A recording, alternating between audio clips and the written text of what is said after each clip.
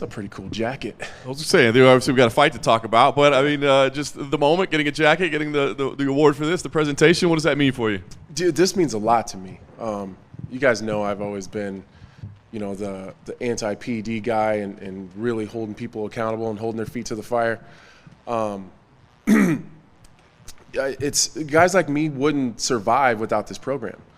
I'm not the most gifted athlete. I never have been the most gifted athlete, and I've just always been committed. It's not like there wasn't opportunities early on in my career, just like a lot of people in my era. That could have all been very different, but without Jeff and Donna keeping it clean, like guys like me aren't going to make it. Like we're already a little bit behind, and we make up for it by being dogs and having a better work ethic and being able to go through the fire a little more than other people.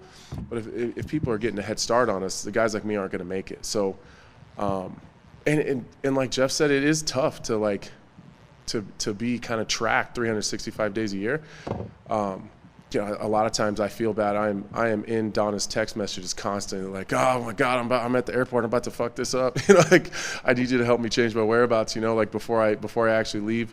And the testers, or even when USADA was around, like as my kids are growing, they're seeing these people all the time, like, oh, Dennis is here. Like they just at some point become part of the regular routine. They're just used to seeing it. So this is a pretty cool thing for me. It really is. That's awesome, man. Well said. All right, let's talk about the fight, right? Obviously, no more short notice fights for you. You really got to manage the decisions at the end of the career. I guess, talk to me about, at the end of the day, you're just a fighter and that's what you do? Yeah, listen, I told you guys before, I'm kind of trying to keep everything, like all these fights in a box. And I just make the decision based on that. It's kind of my new mindset. It's kind of this new thing that I'm going through. And I'm just not concerned to myself so much with the title or where I'm at in the division or who's next. And just none of that matters. I just take whatever the offer is and I put it in a box and I make the right decision based on that and not where it would get me if I win. So when I was training with Jamal, I'd already been helping him get ready for Olberg. I'd already had Olberg on my mind for 4 or 5 weeks trying to help Jamal get ready for him. And then Jamal was in Omaha when kind of this whole mess kind of started. And, I had already been talking to Hunter and let Hunter know, like, look, I'm in shape. I'm ready to fight. Should you need me? This is before Jamal was hurt. Like, if there's any main event situations that pop up, like anywhere I would be, like you would need my help. Like, I'm in shape and I'm ready to go. And then Jamal got hurt, and I was like, well, I fucking think I know where this is going. Like, that wasn't exactly the plan, but it is what it is. But I like the Olberg fight. I like his style. I like his game. He was streaking. He's hot right now. It's a tough fight, but I felt familiar with him, so I was willing to step in and do that. And then this whole mess of that all happens, and it is what it is. Well, I was gonna say, then when it changes again, do you go, oh, well, hold on, I don't know if I was ready for that? No, not really. It's a different fight. So, I'm not a guy that really likes change that much. So, like, there was that initial, like, motherfucker, like, God damn it. Like, I was pretty comfortable with at that point with the Olberg fight. But it's hard to not want to fight a guy like Dolidze. And I mean that with the utmost respect. Like, he's an absolute dog. He brings the fight. You don't have to convince him to fight. He's got a great skill set. I think his style really, I don't know, it mends well with mine. Like, it meshes well with mine where I think we're going to have a goddamn barn burner. Like, he's not going to take a backward step, and neither am I. I like guys like that. I got a lot of respect for guys like that. So that part's exciting, and it's a little bit, it gives you a little bit of nerves, where you're like, I like that feeling. It's why I still do this. So, like, he makes me a little bit nervous, and I like it. Dig it. The weight class, do you think it has any impact? I think he said he probably deserves to be a light heavyweight anyway, or needs to be. I don't know. What do you think? He's a big dude. He's not a small middleweight. He's not the smallest light heavyweight. I'll tell you that. As far as impact goes, I think that him moving up says a lot about my division. So if you guys want to do your jobs, go ask every available light heavyweight why there's a middleweight fighting this fight. They're going to make up a bunch of shit, but I think you guys can read between the lines. Every single one of them said no. So, I'm the veteran. I'm the gatekeeper, like whatever those guys say. Well, why does Anthony get paid so much, and why does he get this opportunity, and why does he do this? Because I'm willing to do this shit that you guys won't do. Me fighting a middleweight on Saturday proves that to everybody. So I think all those guys just got exposed. Strong words.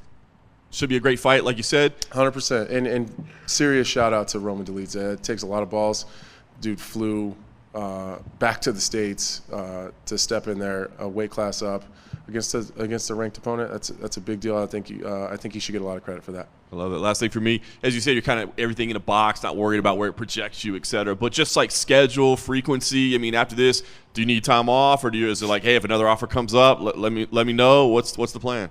Yeah, I'm afraid to say that because every time I say that, I fight. Like, I don't know why it works out like that. But yeah, I mean, there's some boxes at this point in my career that I want to check. You know, there's a couple arenas I'd like to fight in. I've never fought MSG before. I think it'd be a shame if I ended my career without fighting MSG.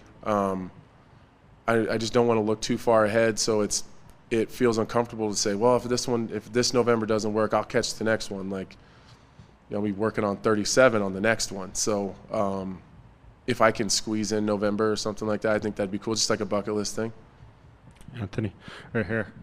When Roman was in here earlier, he said that he was quite familiar with you because John Jones brought him into his camp for your title fight because, oh, that's cool. Quote, he said John was very concerned about your jiu-jitsu. Mm-hmm. I guess, what do you just make of that, kind of the connection here? Does that Oh, that's great. I didn't know that. That's crazy. That's kind of cool.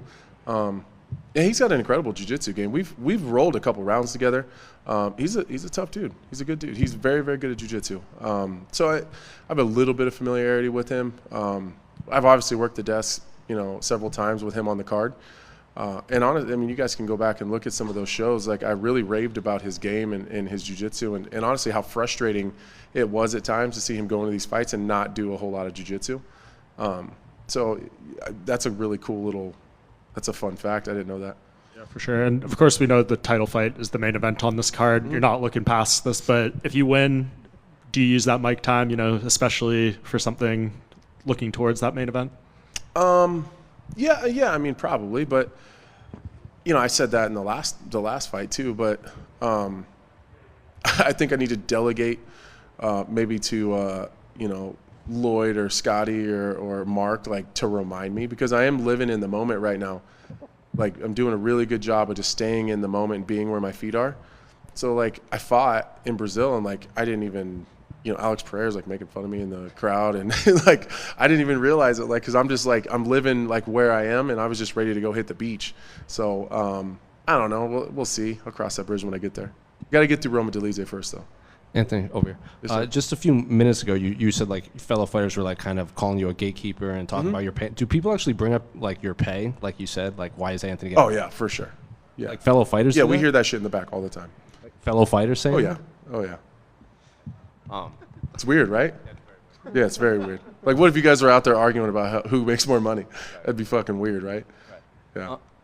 Your coach on, I think it was on Embedded or Countdown, whatever, said, like, taking this fight on short notice, you kind of immediately get into prep day. You don't really have time to, like, focus on, like, this obviously a long camp. So I know you said you don't normally want to take all these short notice ones now, but Roman was in here and he said that he likes this because he doesn't have to do all the media. He doesn't have to do all the interviews. He doesn't have to do all the prep, both mentally like that. Mm-hmm. Is this best case scenario for you two, just get right into the fight?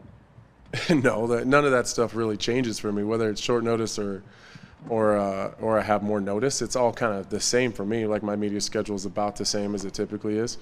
And I don't really do that many interviews anymore. I do a couple here and there, but so that doesn't really change. That would make sense, like, for him, though. I can get that. He's not like a media darling, and I don't mean that in, like, a negative way. You just don't see a lot of him in the media, so him being able to come into a big card like this and a big opportunity and, a lot of eyes on our fight without having to worry about the bullshit, I get that. And then unrelated to this fight, but I feel like I should ask you this. Cub Swanson was in here earlier, and he was saying that he's just noticing fans don't really do their research on the original fighters that kind of paved the way, and he kind of brought up all the WEC guys and everything. I'm curious, do you see that too, like all of these fans that, like, specifically we talked about how people view Jose Aldo as the guy that lost to Conor, and they don't really bring up the WEC Jose Aldo. They don't know that. So do you get, like, what do you say to those fans that, they don't know that you fought in Strikeforce? They don't remember you as a middleweight and everything? Yeah, just in general, I think as I think our fan base is getting younger. They just weren't around for those days, and I mean, to be honest, I think a lot of younger fans probably don't go back and watch the '91 Bears, or like they just don't go back and do their research. But would urge them to go back and get on UFC Fight Pass and go watch like the WC days and the Pride fights and Strike Force. There's a lot of good fights in there. I just think it would be fun to go back and see all that stuff. And I get it from Cub, because like I've seen Cub kind of recently getting some dust ups online, kind of along those lines of just not being respected. And my generation of fighter put Cub's generation on a pedestal. If Cub Swanson and the people that came with him never were around, that people like me wouldn't be here. And that just keeps on rolling, like if I'm not here, then the people that came after me wouldn't be here either. So I get Cubs' frustration with that, though, because I do feel it myself. Anthony Sayre, just going off that real quick, Shogun going in the Hall of Fame this week. Wild. Of course, you're an opponent of him. Just, Yeah. I guess, reflect on what you feel he meant to the sport, what it meant to you to get the chance to fight him while he was still fairly on top of the game. Yeah, Shogun, I mean, legend isn't even a good enough word for, or like it's not a good enough word to describe Shogun. In terms of, my history with Shogun, I wish there was a way that I could repay him for what he did for me. He gave me an opportunity when he didn't have to. They were talking about him going into a title fight following, a win. That's all he needed was a win. He took a big risk, and I think that says a lot about his character and just who he is. And that opportunity skyrocketed me. It was my first main event. It was on short notice, and a lot of really good things happened for me and my family, and my earning ability and where I am as a fighter today started with Shogun and that chance that he gave me. So I've seen him a couple times since then, and to be honest with you guys, I've always been too nervous to go up and talk to him. I still feel like that about Shogun. Like, I still get starstruck. So Shogun Hua means a lot to me. Anthony, over here. Mm-hmm. I know probably because of the short notice you didn't get to train out in Colorado at Factory X. Will Mark Montoya be in your corner? I was in Denver. Oh, you were? Okay, Yeah, gotcha. yeah, I was there. Yeah, Okay, and he'll great. be here. Okay, For that's sure. great. And something I know you've done in the past, usually like, going out in the RV with the kids and stuff during the summer. I'm guessing that's kind of on hold right now as you see what happens with this fight. Yeah, you guys dragged me from the pool. I was spending a lot of time by the pool. But yeah, I mean, this is like best case scenario for me. I was training. Jamal was in Omaha, which made it really easy for me. I was in shape. I was doing my thing, like kind of free and open, because I didn't have like a target. I was just training hard. And then this pops up, and so I just got to like pull myself out of the pool for a couple weeks and then come here, fight, and you guys catch me at the pool on Sunday. So this is like best case scenario for me. And just last one for me, you mentioned training with Jamal Hill. You two were supposed to fight. Now you've kind of developed a bit of a friendship. He came out and trained with you. Can you just expand a bit on that and how you guys went from, possible opponents to now being, training together? Yeah, when Jamal first came into the UFC, I worked that card, and the fight goes the way it goes, and I talked to him afterwards and gave him some advice. He's really green in the sport, and but I seen his potential and his willingness to learn and his openness, and kind of going back to the respect thing. Like, he had a lot of respect for the guys that came before him. Like if I have something to say, Jamal gives me the respect to at least hear me out. So that's kind of how it started. Then we got matched up, and neither one of us really liked it that much, but it was kind of, this is our job, it's what we have to do.